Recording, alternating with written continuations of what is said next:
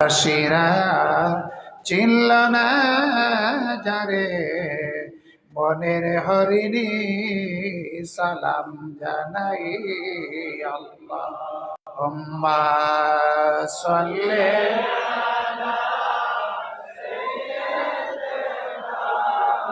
মাওলানা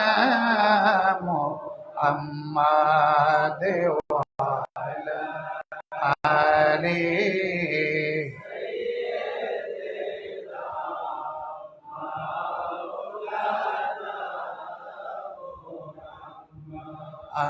লা ইলাহা ইল্লাল্লাহ, লা ইলাহা ইল্লাল্লাহ, লা ইলাহা ইল্লাল্লাহ, লা ইলাহা ইল্লাল্লাহ, মুহাম্মদ রাসূলুল্লাহ, লা ইলাহা ইল্লাল্লাহ, মুহাম্মদ রাসূলুল্লাহ, লা ইলাহা ইল্লাল্লাহ,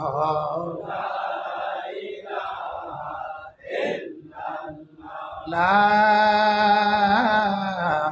ইলাহা ইল্লাল্লাহ, মুহাম্মাদুর রাসূলুল্লাহ সাল্লাল্লাহু আলাইহি ওয়াসাল্লাম। সম্মানিত হযরত উলামায়ে কেরাম, মাশায়েখে আযম ও আমার অত্র এলাকার এবং দূর দূরান্ত থেকে আগত বাগে মদিনার আশিক, আশিকিন, মুরিদিন, মুহিব্বিন তথা আহলুস সুন্নাত ওয়াল জামাতের আশিকিন, আজকের এই মাহফিলে আপনারা অতি কষ্ট স্বীকার করে দূর দূরান্ত থেকে এসে যোগদান করেছেন।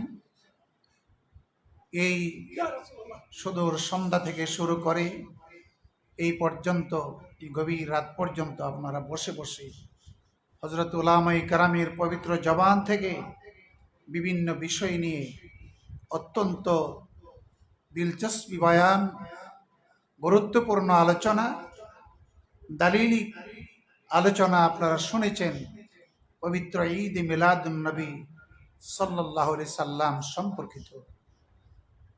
আলোচনা আর বেশি হওয়ার প্রয়োজন আছে বলে আমি মনে করছি না। আমাদের সময়ের স্বল্পতায় সকল উলামায়ে কেরামগণকে আলোচনার জন্য সুযোগ দেওয়া হয়নি, সেটা সম্ভব হয়নি, যেহেতু আমাদের সামনে এশার নামাজও রয়েছে। এশার নামাজ আমরা এই মাহফিলের পরে একসাথে জামাতে পড়বো ইনশাল্লাহ। সকলেই জামাতে নামাজ পড়ে যাবেন। হযরত উলামায়ে কেরাম যারা আজকে তশরিফ এনেছেন, আমাদের আশেপাশে যারা বসে আছেন, এক একজন বড় বড় আলেম, মুফাসসির, মুফতি, মুহাদ্দিস, মাদ্রাসার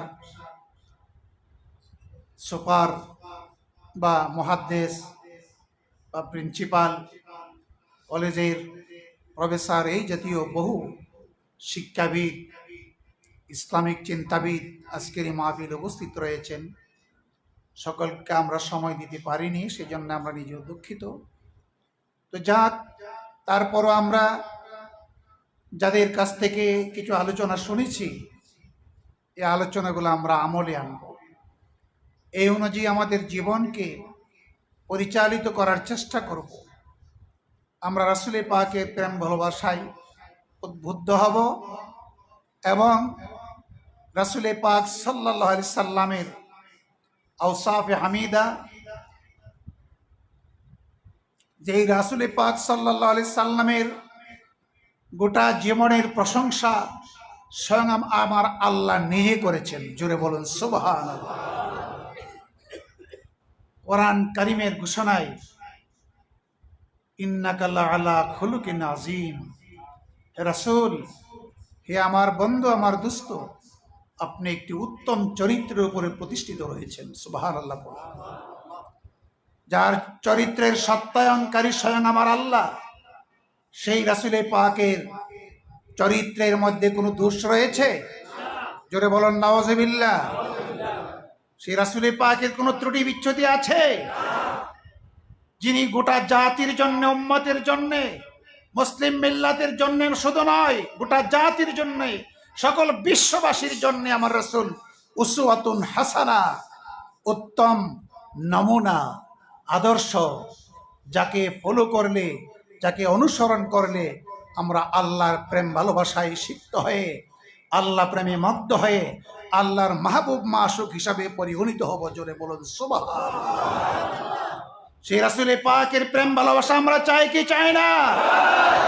রাসূলে পাকের প্রেম ভালোবাসাই হচ্ছে ঈমান। এজন্য বুখারী শরীফের একটি অধ্যায় আলাদাভাবে এসেছে, হুব্বুর রাসূল মিনাল ঈমান। রাসূলে পাকের প্রেম ভালোবাসাই হচ্ছে ঈমান। সেজন্যে আমরা যে যতই ইবাদত বন্দেগী করি না কেন, রাসূলে পাক সাল্লাল্লাহু আলাইহি সাল্লামের প্রেম ভালোবাসার মধ্যে যদি ঘাটতি থাকে, আমাদের ঈমানের পূর্ণাঙ্গতা আসবে না। ঠিক কিনা বলেন? আর রাসূলে পাকের যে আওসাফে হামিদা মুবারক আল্লাহ পাক দান করেছেন, তার মধ্যে যদি চুল পরিমাণ অস্বীকার করা হয়, সেই রাসূলে পাকের গুণাবলীর, পবিত্র গুণাবলীর মধ্যে যে চুল পরিমাণ আমরা অস্বীকার করি, আমাদের ঈমান থাকবে না। ঠিক কিনা বলেন? আমরা যে কালেমা পরে ঈমানদার হয়েছি, এই কালেমার মধ্যে দুইটা জুজ রয়েছে, দুইটা অংশ রয়েছে। একটি হচ্ছে তাওহীদের অংশ, আর দ্বিতীয় হচ্ছে রিসালাতের অংশ। তাওহীদের অংশ লা ইলাহা ইল্লাল্লাহ, রিসালাতের অংশে মুহাম্মাদুর রাসূলুল্লাহ সাল্লাল্লাহু আলাইহি সাল্লাম। এই দুইটি অংশকে কামা হক্কুহু পূর্ণভাবে যারা বিশ্বাস করবে, অর্থাৎ তাওহীদ আমার আল্লাহ, তার সত্তার মধ্যে তিনি একক, অন্য কোনো সৃষ্টির দখল নাই। তার গুণাবলীতে তিনি একক, অন্য কোনো সৃষ্টির দখল নাই। তেমনি ভাবে এই দ্বিতীয় অংশ সেটি রিসালাতের অংশ, এই রিসালাতের ওপর কামাহক্কুহু পূর্ণ বিশ্বাস স্থাপন করতে হবে। আল্লাহ তার জাতির উপর একক, তার সিফতের উপর একক, এই বিষয়ের উপর যেমন ঈমান আনতে হবে, পাশাপাশিতে রিসালাত আমার রাসূলে পাক ওনার এই রিসালাত আমার রাসূলে পাকের জাত মুবারকের উপর তিনি একক, এবং ওনার আওসাফে হামিদা মুবারকের উপর তিনি একক, এর মধ্যে অন্য কোনো সৃষ্টির দখল নাই। এটাও কামা হক্কুহু পূর্ণভাবে বিশ্বাস করার নামই হচ্ছে ঈমান। জোরে বলুন সুবহানাল্লাহ।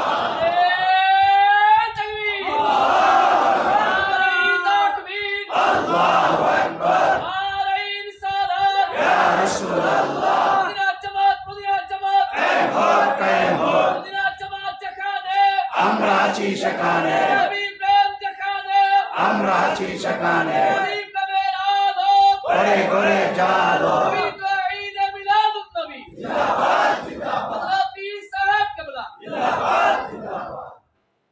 আজকে আমরা ঈদে মিলাদুন নবীর মাহফিলে বসছি আমার রাসূলে পাকের প্রেম ভালোবাসায়। ঠিক কিনা বলেন? হুব্বুর রাসূল মিনাল ঈমান। আপনি আমি রাসূলে পাকের প্রেম ভালোবাসা ছাড়া আল্লাহর কাছে কিভাবে মাহবুব হিসাবে গৃহীত হব? যেখানে হযরত ওমর ফারুক রাদিয়াল্লাহু তাআলা আনহু, আমার রাসূলে পাক এক পর্যায়ে ঘোষণা দিয়েছিলেন যে আমার পরে যদি কেউ নবী হতো, হযরত ওমর হতো। সুবহানাল্লাহ বলুন। তিনি অর্ধজাহানের খলিফা ছিলেন। সেই ওমর ফারুক রাদিয়াল্লাহু তাআলা আনহু তিনি আমার রাসূলে পাকের দরবারে একদিন গেলেন। যাওয়ার পরে আমার রাসূল পাক সাল্লাল্লাহু আলাইহি সাল্লাম ঘোষণা দিলেন, হে ওমর, কাম তুহিব্বুনি ইয়া ওমর, হে ওমর তুমি আমাকে কতটুকু ভালোবাসো? সাহাবীরা তো মিথ্যা বলেন না, কি বলেন? মিথ্যা বলেন। তার মধ্যে যতটুকু ছিল তিনি ততটুকুই ব্যক্ত করলেন। তিনি বললেন, উহিব্বুকা ইয়া রাসূলুল্লাহ মিন কুল্লি শাইইন ইল্লা নাফসি। আমি সব কিছু থেকে আপনি রাসূলকে আমি বেশি ভালোবাসি, কিন্তু ইয়া রাসূলুল্লাহ একটি কথা, আমার জান থেকে আমি আপনাকে বেশি ভালোবাসি না। জোরে বলুন সুবহানাল্লাহ। সাহাবীদের সেই সময়ে হযরত ওমর ফারুকের মধ্যে এই অবস্থাটা বিরাজ করছিল। তিনি সত্যটাই বলে দিলেন, ওহিব্বুকা মিন কুল্লি শাইইন ইয়া রাসূলুল্লাহ, আমি সব কিছু থেকে আপনাকে বেশি ভালোবাসি, ইল্লা নাফসি, আমার জান থেকে বেশি ভালোবাসতে পারি নাই। আমার রাসূল সাথে সাথে বলে দিলেন, আনতা লা মুমিনান কামেলা, হে ওমর, এখনো তুমি মুমিনে কামিল হতে পারো নাই। তারপরে আমার রাসূল পাক তাকে ছেড়ে দিলেন না, ডাক দিয়ে টান দিয়ে কাছে টেনে আনলেন। টেনে এনে আমার রাসূল পাকের ডান হাত মোবারক খানা হযরত ওমর ফারুকের সিনার মধ্যে রাখলেন। রেখে তিনি ইত্তেহাদি তাওয়াজ্জু দিলেন। সুবহানাল্লাহ বলেন। কি তাওয়াজ্জু দিলেন? ইত্তেহাদি তাওয়াজ্জু, যেটি আল্লাহর ওলিরা তার মুরিদদেরকে দিয়ে থাকেন। কামেল মুর্শিদ যারা, তারা দিয়ে থাকেন। ভণ্ড বেশরা পীর যারা, তারা ইত্তেহাদি তাওয়াজ্জু দেওয়ার ক্ষমতা নাই। আছে? বলে আছে। যারা ভণ্ড বেশরা পীর, যারা শরীয়তকে উপেক্ষা করে চলে, শরীয়তকে ন্যায় করে, শরীয়ত মানে না, এই ভণ্ড বেশরা যারা, এই শরীয়ত অস্বীকারী, যে সমস্ত বশিদার খেয়াল নাই, হালাল হারামের বাস বিচার নাই, এই সমস্ত ভণ্ড বেশরা পীর যারা, এই তারা তো তাওয়াজ্জু দিবি তো দূরের কথা, তারা নিজেরাও ঈমান নিয়ে মরতে পারবে না, তাদের অনুসারীদেরকেও ঈমান নিয়ে মরতে দিবে না। ঠিক কিনা বলেন? ঠিক কিনা বলেন? আমরা কি সেই ভণ্ড বেশরা পীরদেরকে আমরা সমর্থন করতে পারি? করতে পারি আমরা? এই মদিনার জামাত, এখানে পূর্ণ মাত্রায় শরীয়ত বিদ্যমান রয়েছে, পূর্ণ মাত্রায় পাশাপাশিতে মারিফত বিদ্যমান রয়েছে।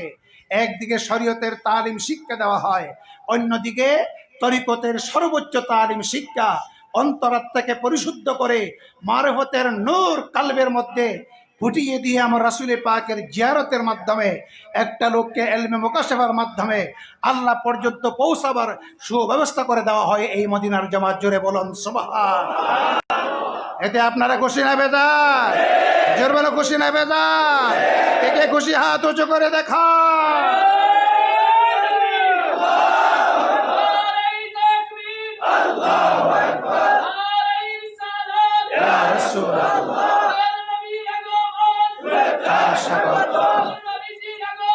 শুভেচ্ছা স্বাগত।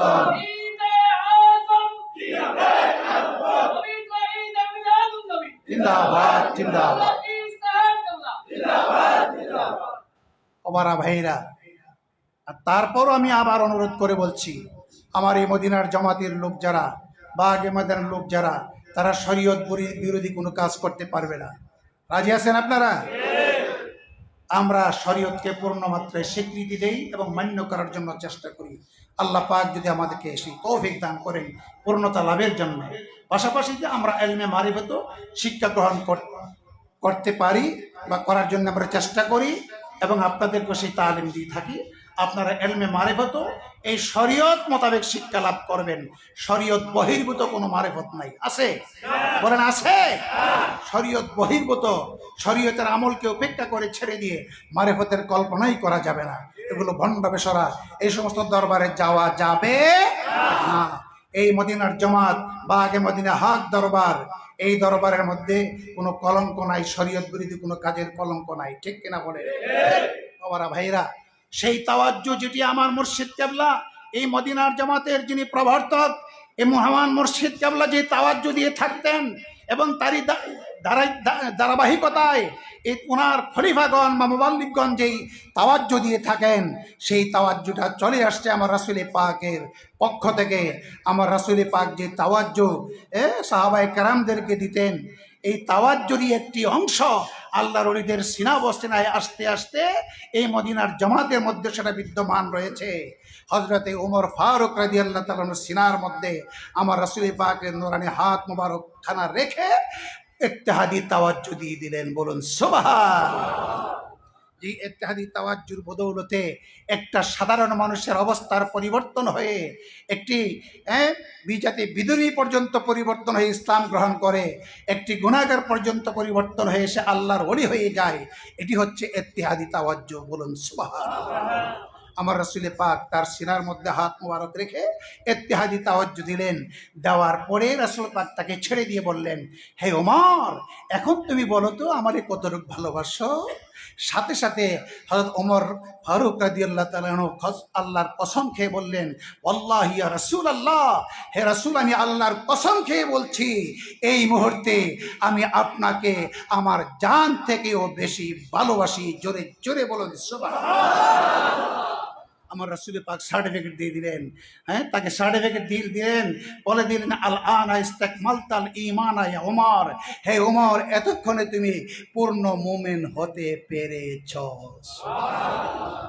ওমর ফারুকের মতন ব্যক্তিত্ব যদি এই অবস্থা হয়, আর আমরা এই 1400 বছর পরে আইসা কয়শোটা এলেম আর আমল নিয়ে ঘোরাফেরা করি, আমরা যদি সেই রাসূল পাকের শান ও মানুর উপরে চুল পরিমাণ কটাক্ষ করে কথা বলি, আর রাসূল পাকের প্রেম ভালোবাসার যদি বিন্দুমাত্র ত্রুটি থাকে, আমরা কি আল্লাহর কাছে মুমিন হিসেবে পরিগণিত হতে পারবো?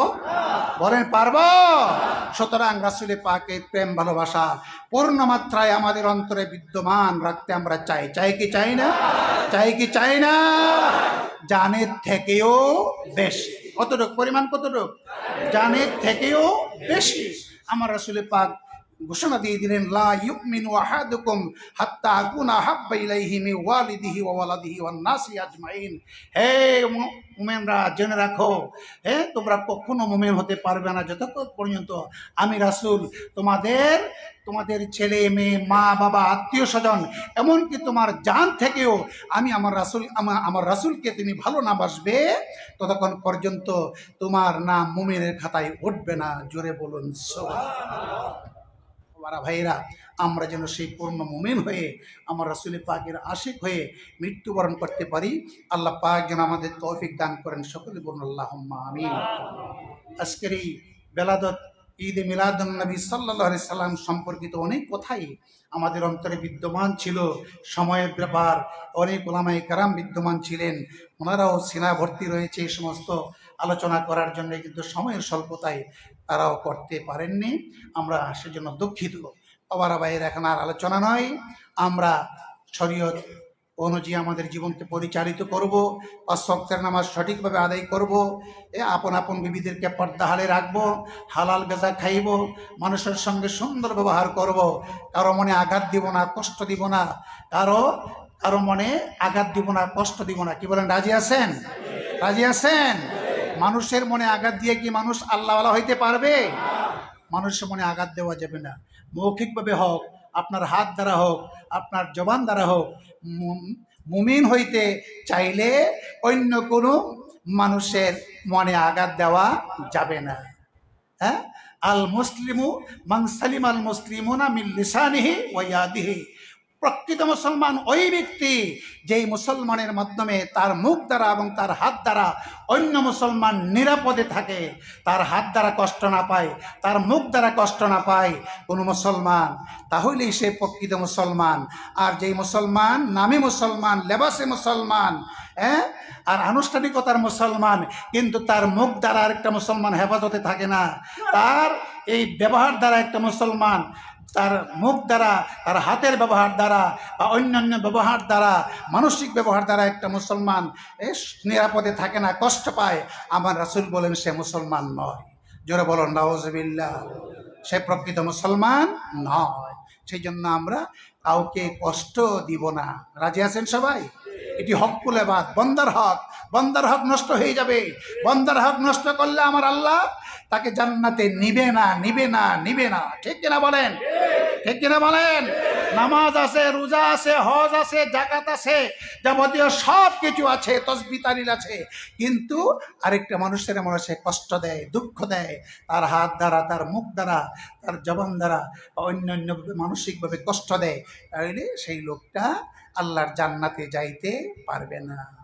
এই জন্যে বাবা, আমরা চেষ্টা করব প্রকৃত ইসলাম আমরা গ্রহণ করার জন্য, প্রকৃত মুসলমান হওয়ার জন্যে আমরা যাতে সকলেই কি হয়, মহানুভব হয়, উদার হয়, শিষ্টাচার হয়, নম্র হয়, ভদ্র হয়। এগুলো রাসূলে পাকের আদর্শ। আমার রাসূলে পাক এগুলোই প্রতিষ্ঠা করার জন্য আসছিলেন। তিনি এই মানবতাকে প্রতিষ্ঠা করার জন্য ধরার বুকে তস্বী মেরেছিলেন। আজ মানবতার কোনো খোঁজ খবর নাই, কিন্তু শুধু এই কতগুলো আনুষ্ঠানিকতার মধ্যে ইসলামকে সীমাবদ্ধ রেখে আজকে মানুষে মানুষে হানাহানি, রাহাজানি, খুন খারাপি, অত্যাচার, লুণ্ঠন, অগ্নিসংযোগ এগুলো করা হয় না। এগুলো ইসলামের অন্তর্ভুক্ত নয়, এগুলো ইসলামের বহির্ভূত। এগুলা থেকে আমাদেরকে বেঁচে থাকতে হবে, ঠিক কিনা বলেন? আমরা রাজি আছি কিনা? আল্লাহ পাক যেন আমাদের সকলকে তৌফিক দান করেন। সকলে বলুন আল্লাহুম্মা আমিন। বাবারা, ভাইরা, এখন আর আলোচনা নয়, এখন দোয়া মোনাজাত হয়ে যাবে। তার পূর্বে আমি একটা বিষয় আপনাদেরকে স্মরণ করে দিতে চাই। আমরা কিছুদিন পূর্বে, কয়েক মাস পূর্বে, আমরা এই দরবারের পক্ষ থেকে একটি মাদ্রাসা ভবন নির্মাণ করার লক্ষ্যে আপনাদেরকে নিয়ে পরামর্শ করেছিলাম। আপনারা অনেকেই ইনশাল্লাহ সাড়া দিয়েছিলেন।